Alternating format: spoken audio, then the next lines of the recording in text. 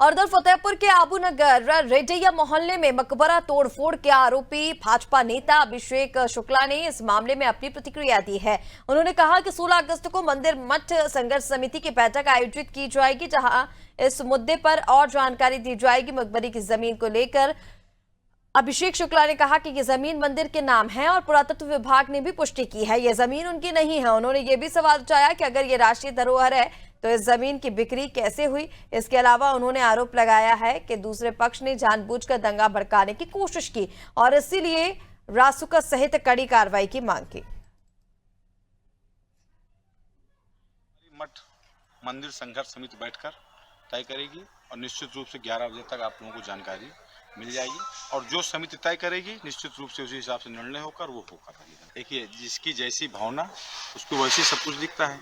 जमीन के मामले के लिए जो जांच कमेटी बने, मैं तो कह रहा हूँ पूरी उस जमीन की जांच हो। सबसे पहली चीज तो उन्होंने कहा कि राष्ट्रीय धरोहर, ये खतौनी दिखा रहे थे ना राष्ट्रीय धरोहर की। और आज पुरातत्व विभाग का आप लोगों ने पेपर में पढ़ा ही होगा, पुरातत्व विभाग ने तो मना कर दिया कि हमारे अभिलेखों में दर्ज नहीं है। तो सबसे पहले तो जिला प्रशासन को चाहिए कि जो ये मुअत्तली हैं इनके नाम 467, 471, 472, क्योंकि फर्जी डॉक्यूमेंट्स इन्होंने बनाए, फर्जी डॉक्यूमेंट्स का इस्तेमाल किया और फर्जी डॉक्यूमेंट्स के आधार पर खतौनी पे नाम इन्होंने चढ़वाया और तत्काल प्रभाव से इस मुस्लिम को जेल भेजने का काम करना चाहिए।